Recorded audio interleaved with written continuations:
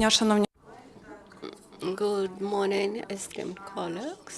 Welcome to the Ukraine Crisis Media Center, and we will start our today's day with the topic which became very acute for Ukraine, including taking into consideration that the winter is coming, and we will discuss the topic of the human rights of internally displaced persons with Dr. Chaloka Beyani. Dr. Chaloka Beyani, the UN Special Rapporteur on the human rights of the internally displaced person, who will bring up the issue of the IDPs in Ukraine with the winter approaching. Without any further ado, Mr. Beyani, you're welcome.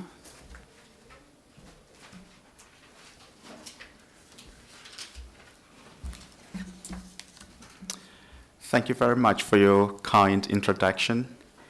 May I, first of all, very much thank the government of Ukraine for inviting me to undertake this important mission at this point in time. I would also like to express my sincere thanks to our partners, the UN country team, OHCHR, as well as UNHCR for facilitating my field visit. At the outset, I wish to urge the government of Ukraine to establish more effective systems and intensify its efforts to meet the needs and protect the human rights of the internally displaced from the conflict-affected east of the country and the Autonomous Republic of Crimea. The rapidly falling temperatures are causing increasing hardship for the many internally displaced persons who have fled with few possessions, thousands of whom are currently housed in temporary facilities that are ill-equipped for winter conditions.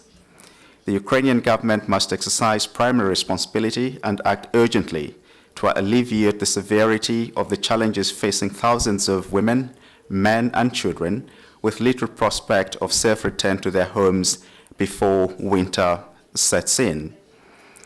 During my visit, I have been to Kiev, I've been to Kharkiv, I've been to Dnipropetrovsk, I've been to Zaporozhye, I've been to Luhansk and Donetsk regions as well. While official figures put the numbers of IDPs at over 300,000, unofficial estimates suggest that the number of those displaced within Ukraine could be up to 3 times greater than that. I call for the urgent adoption of an IDP law based on international human rights standards as a vital element to enable all actors to respond effectively to their needs with budgets in place. Adoption of a draft law, scheduled for 14th of October this year, must not further be delayed, and that other normative measures should be taken in the interim period. Civil society, churches, and volunteers are making heroic efforts around the country, supported by UN agencies and NGOs. Their capacity and resources are stretched thin and require stronger intervention of government authorities working in close cooperation with them. Coordination across government agencies should be improved to ensure assistance can be quickly provided to IDPs who increasingly have few, if any, financial resources remaining and are dependent on continuing access to their pensions and other benefits. I met numerous IDPs who described their experiences, including indiscriminate shelling and destruction of their homes, leading them to flee, and their uncertainty over their futures. For the many internally displaced, financial resources have been quickly exhausted, and they now rely entirely on support for shelter, food, and other essential needs. The elderly, disabled, chronically ill, pregnant women, and single mothers require special care and provisions which are difficult to secure for themselves away from their homes. Ukraine must learn from the experiences of similar situations in the region where internal displacement has become protracted. Lessons can be drawn to help put in place vital policies, frameworks, support structures, and programs to move towards a situation in which many internally displaced persons can return safely to their homes or find alternative durable solutions as envisaged. A full registration and profile of internally displaced persons, including needs assessment, are essential. All registration procedures must be harmonized, providing IDPs with documentation to access essential services and the possibility to gain employment and livelihood opportunities, and to vote in the forthcoming elections. The government must ensure that it complies with international standards as recognized in the 1998 Guiding Principles on Internal Displacement for all those IDPs. I wish to remind both the government and armed groups that according to these standards, IDPs must be free from arbitrary arrest and detention, torture and ill treatment, or any form of violation of their rights in international law. I've been concerned to learn about reports of stigmatization and discrimination experienced by some IDPs on account of their situation, which must be addressed immediately. Equally, it is important to ensure freedom of movement and residence for IDPs and to ensure that communities or families that host them are provided with necessary shelter as well as support. I call upon the international community to provide immediate and long-term support for essential reconstruction efforts, projects to restore water, electricity, and other essential services. Following my visit, I will produce a full report and recommendations to be presented to the United Nations Human Rights Council in June 2015. I thank you very much. Thank you so much, Dr. Beyani. Do we have any questions? Actually, I have a question then from Ukraine Crisis Media Center. Did you have an opportunity to meet the stakeholders from the government during your visit already? Yes, I've had the opportunity to do so, and I'm still continuing to do so in the aftermath of this press conference. We have met with many at different levels. We have met with the Migration Service. We have met with regional planning. We have met with Foreign Affairs. We're going to be meeting with social policy. We're also going to be meeting with the Ministry of Justice. And finally, hopefully tomorrow morning, we'll also be meeting with the Deputy Prime Minister. So from the meetings that you have already had so far, can you share with us any insights? What's your first impressions? And then what will be your recommendations that you're going to deliver, and what will be your main message that you will deliver to the Prime Minister of Ukraine tomorrow? Well, the first impressions are that the country and everyone else is still in a sense of shock from the conflict and from the phenomenon of displacement, which Ukraine has not experienced in history before. And this is the first time that this is happening here.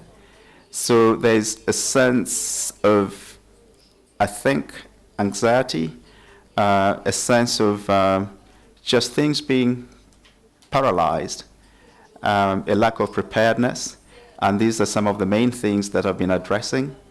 And I'm also assured that the government is working on these measures to make sure that it actually improves the coordination system, that registration systems are harmonized, and that the systems for providing assistance to IDPs are actually in place, and also to deal with the winter issue before the winter sets in. So key messages revolve around those areas. Key recommendations will also revolve around those areas, because without an effective coordination system, the entire machinery of government and those who show goodwill cannot, in the long run, be sufficiently galvanized to continue to provide assistance to IDPs. Speaking of the lessons learned from other countries that Ukraine has to follow, do you think that there are still gaps in the legislation? I mean, the law on the IDPs that is still not adopted by Verkhovna Rada despite several attempts, or probably there is something wrong in coordination of the government services? Because, like I know from the experience of other countries, if the city of a town is released, then after the militants come the social services that is restoring the city or town so that the people, the internally displaced person, can come back again safely, and they have their homes and schools and all the necessary facilities for living. Do you think that is missed in Ukraine, this sort of service of coordination or experience? Well, first, the law is important to provide a framework. And the experience shows this from Georgia to Azerbaijan to Serbia, Kosovo, other places, Kenya, Cote d'Ivoire. It's very important to have that because of the fact that people who are displaced from their homes have their lives destroyed in the first instance.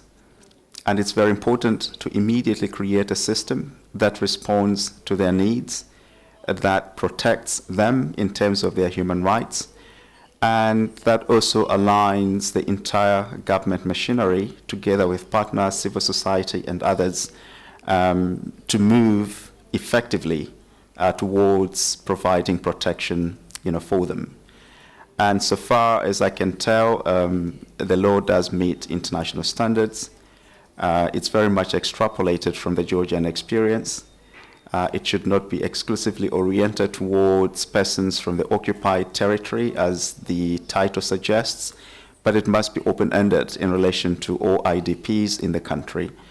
The registration systems must be harmonized because there are multiple registration systems already, from residential registration to social benefits registration, and to registration that is being done by the regional authorities and administrators. And the presence of the law, should be able, to deal with all of these aspects. In terms of preparedness, it has taken some countries 20 years to get to where they are. And I think the vital lessons are that we can very quickly put measures in place, think about what kind of solutions are necessary, have a monitoring system for houses or properties that are destroyed, and if return is the desirable solution by IDPs, then of course the reconstruction of those houses in order to promote return, or indeed housing projects that may promote local integration where IDPs are being hosted, or they may indeed wish to go to the west of the country and reside there as citizens of the country. And all this should be facilitated as being available to internally displaced persons. Thank you so much, Archie. We have one more question from here. Thank you. Marina Harunja, Euromaidan and English Community. Dr. Beyani, you've said at some point that the actual number of NDPs is 3 times higher than that reported by the officials. What exact number do you have in mind, and what was the mechanism of coming up with that number, and how would you explain such a big difference between the official number and the one that you're going to give us in a second? Thank you. Well, the number of 300,000 is one that has been collated by UN agencies having regard to registration systems that are going on in the regions. We visited all of these to see how they are doing their registration framework. But the reason we say that the numbers could be higher are that these registration systems are not linked. They're all ad hoc and separate. Besides that, there's evidence tending to show that most of the IDPs are actually hosted by local families and communities, and those have not entered the registration system. They're outside all existing registration systems that are going on so far. So experience then tends to show that what you have as registered IDPs are essentially those who have registered to access social services, those that may be in collective centers and other resorts, but others outside of that system do not enter the registers, and therefore they're not counted. And when you look at the dynamics of displacement, you would know that those that do not enter the system are additional to it, and therefore the figures could be higher than what is indicated. Do we have any more questions? Then the last one from my side. You say that the full report will be presented in June 2015. Can we expect any intermediate report before this timing? There will be a draft report before then, but the draft report is not for public consumption. It's often for government to comment, for the partners as well to comment on it, and also to make sure that the substance of the recommendations we're making is actually understood and can be applied effectively. But we hope that before then we will reach some arrangements with government to begin to address some of the most immediate issues we've identified and some of the recommendations that we will make in the report, but which are clearly already evident in terms of coordination, in terms of registration, in terms of social security benefits, pensions, access by IDPs, which is problematic to those services. I think administratively and otherwise, those are measures that can be taken pending, the report being published. Thank you so much, Dr. Beyani, for bringing up this issue, for your statement. Колеги, я нагадую, що з текстом на 3 мовах заяви, яка була зроблена паном Беяні, ви можете ознайомити. I would like to remind you that news releases in 3 languages are available here at the table, and you are encouraged to take it. Thank you.